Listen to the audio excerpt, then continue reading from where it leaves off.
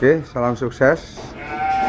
Di sini di Stoki Sleman, ya, tempatnya tim harapan kita, yaitu di tempatnya Bapak Dianto. Kita akan belajar bersama-sama dalam pembuatan pakan ternak.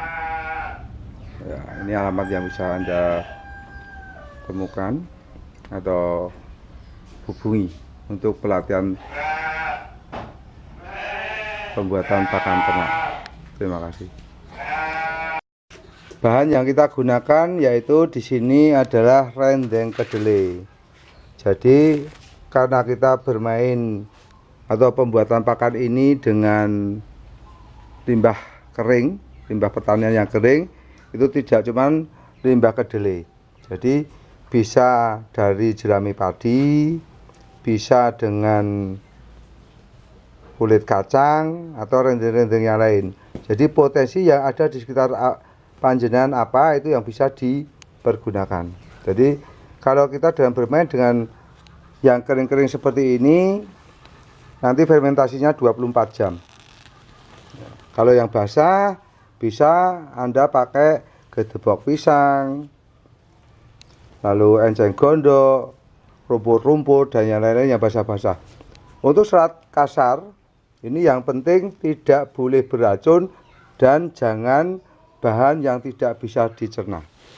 Ya, ini kurang lebih nanti 80 sampai 85%.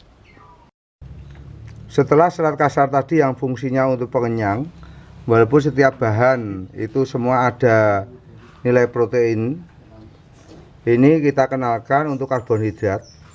Ya, ini salah satunya yaitu dengan bekatul. Kita boleh pakai polar, boleh pakai dedak, boleh pakai jagung atau ampastela.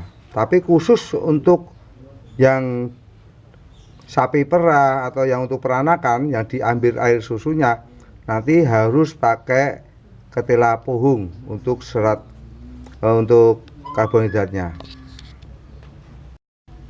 Jadi kuncinya di dalam fermentasi yaitu yang karbohidrat ini 15 sampai 20%. Itu kunci. Ya. Terus bahan itu tadi ada lagi yaitu yang namanya, ya ini teman kita, garam dapur. Jadi harus garam dapur. Ya, jangan garam gerasak. Ini kita bergunakan 1%. Kenapa harus pakai garam dapur? Supaya tidak defisiensi kalsium. Kalau produk yang lain itu kalau bakterinya atau mikrobanya kena garam itu mati. Tapi kalau di mikrobiometrik harus pakai garam, tapi garam dapur supaya apa? Banyak sekali kambing gemuk ndeprok, sapi gemuk ndeprok, bahkan ayam gemuk ndeprok karena defisiensi kalsium. Makanya di sini harus pakai garam dapur. Bahkan untuk udang laut ataupun udang air asin ataupun udang air tawar itu dengan teknologi metrik ini sangat bisa dan hasilnya sangat luar biasa. Ya, berikutnya bukan Fortunernya nggih, tapi yaitu yang namanya gula pasir.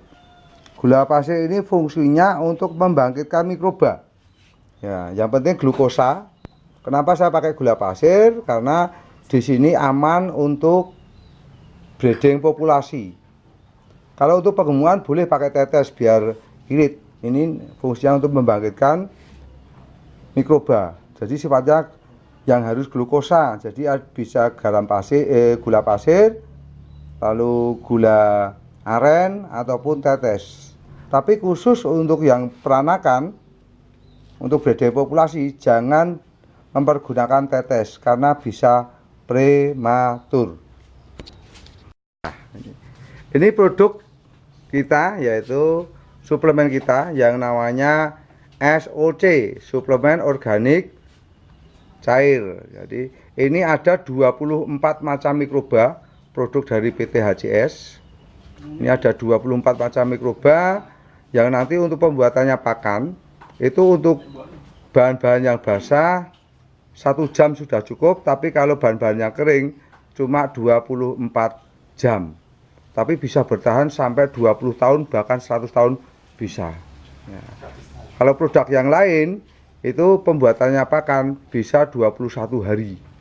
Kalau kita cuman 1 jam cukup untuk basah, dan yang kalau bahan-bahan kering 24 jam ya. Ini produk yang SOC yang sangat luar biasa, bahkan ini bisa menjamin kotoran yang berbau 1 menit langsung tidak bau, bisa dengan suplemen organik cair dari PT HCS. Ya, ini ada juga air bersih ya. Ini air bersih fungsinya nanti untuk kelembaban. Jadi kita untuk fermentasi kuncinya yaitu tingkat kelembabannya 30 maksimal 40%. Tidak boleh terlalu banyak air. Kalau terlalu banyak air nanti tidak terjadi pelapukan tapi pembusukan. Jadi 3 hari nanti jadi kecing kalau lebih dari 40 hari. Kalau kecing pasti kecut. Nah, kalau kecut-kecut nanti ternak kita malah diet, bukannya gemuk. Ya makanya kita kuncinya di sini harus mamel ya. Jadi tidak kering sekali, juga tidak basah sekali. Kalau kita pegang langsung biar gitu. Oke, pertama-tama kita yaitu air dikasihkan gula pasir ya. Ini sedikit saja perlunya supaya nanti untuk membangkitkan mikrobanya, dimana gula pasir ini nantinya 1% takarannya untuk pembuatan pakan. Nanti bisa dibagi dengan air dan dibakarnya. Ya sudah cukup Bapak Lendi ya. Harus diaduk dan setelah kita aduk ya dengan rata biar gulanya bercampur, lalu dikasih SOC ya. Ya setelah itu dikasih SOC biar mikrobanya bangun ya, biar mikrobanya bangun, ditaruh di situ ya. Ini dimasukkan biar mikrobanya bangun Pak Lendi ya. Ya dituangkan di sini aja. Nah, nanti diamkan 20 sampai 30 menit. Jadi mikrobanya biar bangun dulu. Ya. Tekan ya. Buka karena itu masih segel, masih baru ya. Sebetulnya di dalam SOC itu 3 sampai 5 tutup itu bisa untuk 1 kintal karena di situ ada 50 tutup, jadi bisa untuk pembuatan 1 ton. Kalau lebih banyak bagaimana? Lebih bagus, tapi kan lebih boros. Semua saja Pak Lendi, tidak apa-apa. Dibakar semua aja, kita stokis semua aja, diacurkan semua aja. Ya, oke. Ya, semua aja.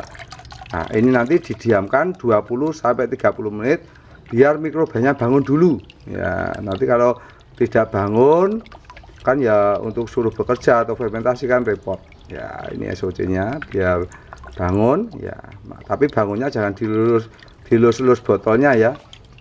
Nah, kalau kucing itu kalau dilulus malah tidur. Tapi ini dikasih gula supaya dia bangun. Oke. Ya digocaki gitu. Oke. Ya ini jerami-jeraminya ditumpahkan. Nanti untuk pembuatan pakan ya. Oke, setelah kita jereng ya. Kita untuk jeraminya terus kita kasih garam dapur supaya tidak defisiensi kalsium.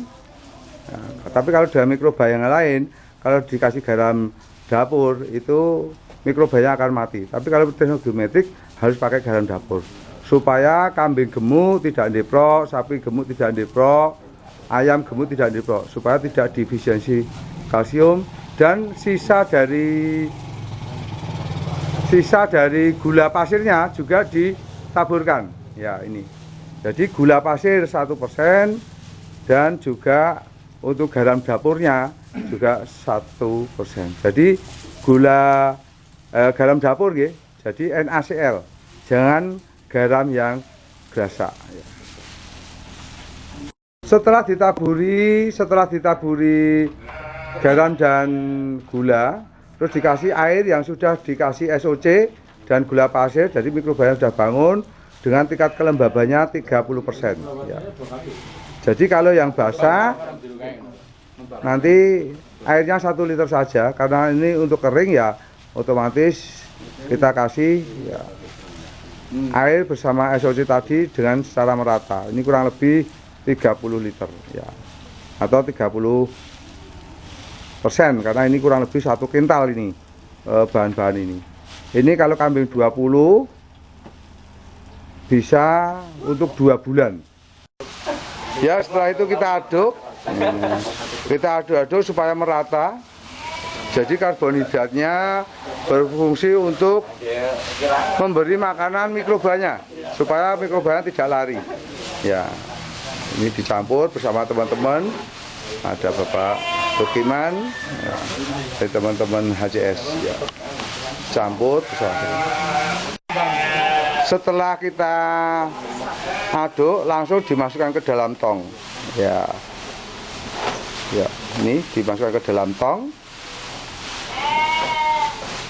Kita padatkan supaya bisa menjadi banyak. Ya, ini sama Pak Trianto dari Sambi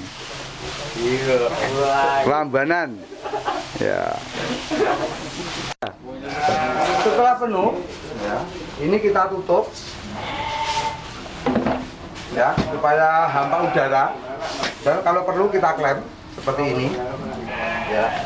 Kita klaim seperti ini, nanti diamkan minimal 24 jam. Ya. Kalau semakin lama bagaimana? Semakin bagus. Jadi 24 jam saja sudah jadi dan bisa bertahan sampai 20 tahun. Bahkan 1 tahun lebih bagus karena semakin laku nilai TDI-nya semakin naik untuk mempermudah pelanggan di dalam proses dipeternakan. Itu sukses.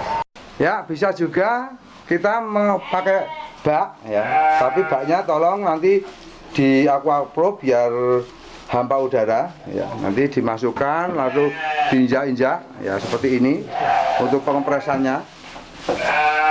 Ya, ini untuk pengepresannya. Ya, nanti setelah penuh kita tutup sama, nanti bisa bertahan sampai 20 tahun. Fermentasi cukup 24 jam. Ya, itu ini padi, ya, go sukses. Ya, ini tadi baru serat kasar dan karbonhidrat. Nah, bagaimana untuk mempercepat pertumbuhan lagi? Nanti bisa ditambahi dengan protein. Ya, jenis-jenis protein nanti bisa dilihat di label, ataupun jenis-jenis makanan serat kasar bisa dilihat di dalam label. Nanti kita hitung bagaimana kita membuat bisa 19%. Kan kita ada bahan-bahan yang sampai 19% bagaimana? Nanti kita hitung. Dan untuk mempercepat, seperti setelah makan ini, contoh, setelah makan ini kan otomatis udah dikasih aja, misalkan ampas tahu, kasih air, sudah diminum, atau roti BS, dikasih boleh. Nanti bahan-bahan protein yang tinggi kita bisa lihat di label, tapi khusus untuk ampas kecap atau ampas bir harus dicampur dengan serat kasar. Kalau tidak nanti bisa mabuk. Oke, nanti juga ada trik-trik bagaimana untuk mempercepat, tidak perlu 3 bulan untuk peningkatan bobot untuk 30 kilo, itu bisa nanti 2 bulan atau bahkan 1 bulan itu bisa. Bagaimana? Saya tunggu di PDTM bersama saya, tim harapan kita. Ke